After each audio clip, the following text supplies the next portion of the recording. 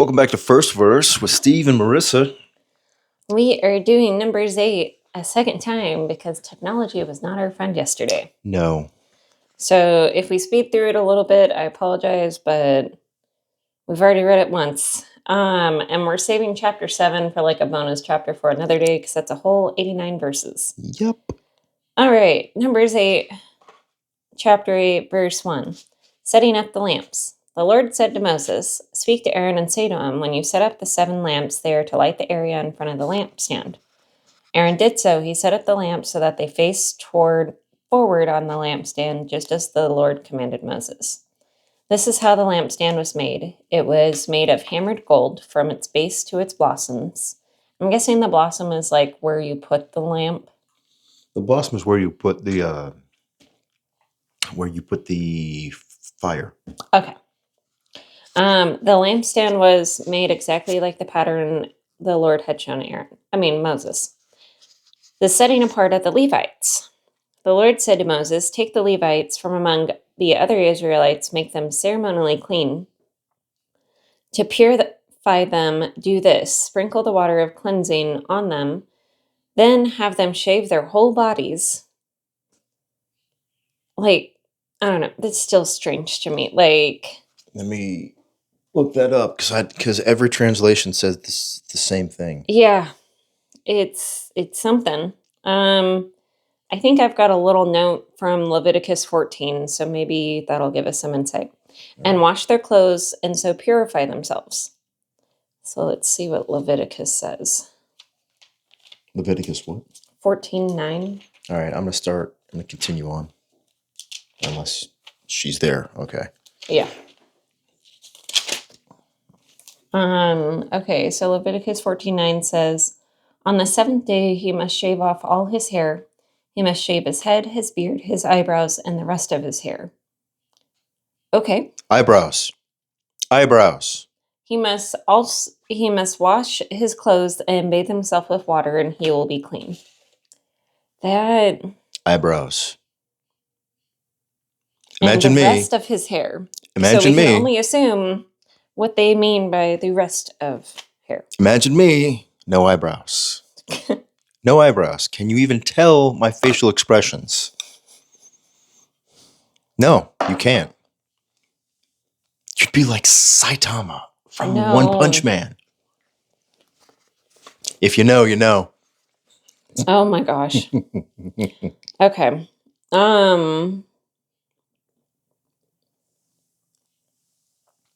I've got a note on the lamps. It says it provided light for the priests as they carried out their priestly duties. Mm-hmm. It was also an expression of God's presence. Jesus said, "I am the light of the world." The golden lampstand is still one of the major symbols of the Jewish faith. Okay, verse 8. "Have them take a young bull with its grain offering of fine flour mixed with oil. Then you are to take a second bull for a sin offering." It sounds like the Day of Atonement. Mm-hmm. "Bring the Levites to the front of the tent of meeting and assemble the whole Israelite community. You are to bring the Levites before the Lord, and the Israelites are to lay their hands on them." The laying on of hands. Cool. "Aaron is to present the Levites before the Lord as a wave offering from the Israelites so that they may be ready to do the work of the Lord. After the Levites lay their hands on the heads of the bulls, use one for a sin offering to the Lord and the other for a burnt offering to make atonement for the Levites." Okay, so it's very similar to the Day of Atonement, but Mhm. this is how they're consecrating the Levites. "Have the Levites stand in front of Aaron and his sons and then present them as a wave offering to the Lord. In this way you are to set the Levites apart from the other Israelites, and the Levites will be mine." Okay, your turn. Verse 15, right? Yeah. "And afterwards the Levites will go in to do the service of the tent of meeting, and you will cleanse them and offer them as a wave offering.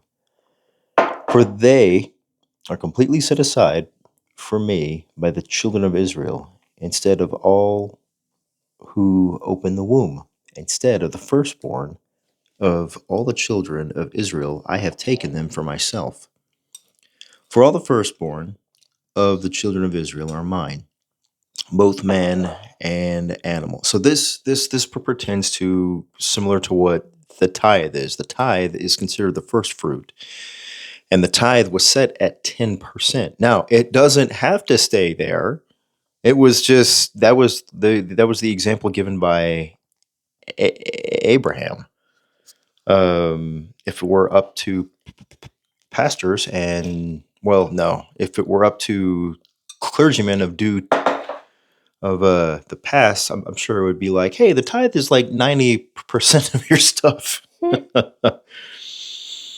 Oh boy. On that day, I struck every firstborn in the land of Egypt.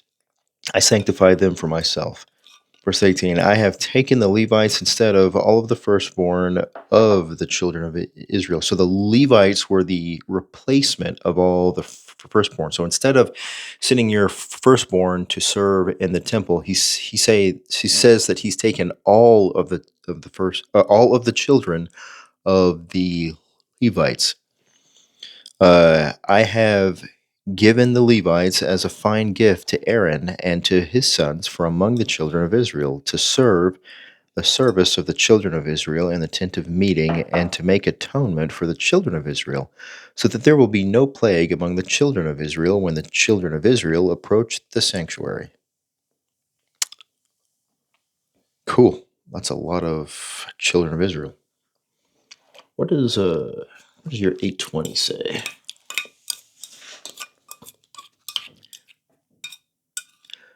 Moses, Aaron, and the whole Israelite community did with the Levites just as the Lord commanded Moses. I like your translation way better on that one.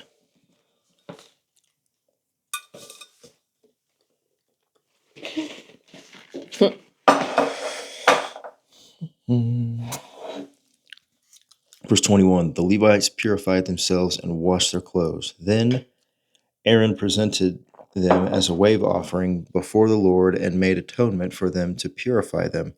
After that, the Levites came to do their work in the tent of meeting under the supervision of Aaron and his sons. They did with the Levites just as the Lord commanded Moses. The Lord said to Moses, this applies to the Levites. Men 25 years old or more shall come and take part in the work of the tent of meeting, but at the age of 50, they must retire from their regular service and work no longer. They may assist their brothers in performing their duties at the tent of meeting, but they themselves must not do the work. This, then, is how you are to assign the responsibilities to the Levites. Amen. There we go. So, here, I'll give you your textbook back. I only have one more note. Go for it. Why were they supposed to retire at the age of 50? The reasons were probably more practical than theological. Moving the tabernacle and its furniture through the desert required strength. The younger men were more suited to the work of lifting the heavy articles. The Levites over 50 did not stop working altogether. They were allowed to assist with the various light duties in the tabernacle. This helped the younger men assume more responsibilities and allowed the older men to be in a position to advise and counsel them. See, this just kind of stands out because Moses is 80 plus at this point, and he is still as strong as he was when he was in his 40s. That I is was just impressive. thinking about that. Yeah, Like, he was what's still up? leading them through military, like, wins. And then when he was 120, he was still considered fairly young by strength alone. Well, not fairly young by strength alone, but his strength indicated that he was still pretty strong. So Moses, I'm not saying he was the Samson of his day, but he was built different, as the kids say. The Levites are to carry the work. I mean, that's pretty much what you said. that's really it. It's pretty much self-explanatory chapter. Mm-hmm. Not a lot of huge amount of symbolism. Let's see what Swagger does, because he's a good eye. He's a good eye for bringing this all back to Christ. The Levites were representatives of the congregation, whereas the priests were representatives of Christ. Interesting note. The priests had already been consecrated, and now the Levites were, as well, to be consecrated for service, i.e., cleansed, which could only be done by the blood of the Lamb. Yeah, buddy.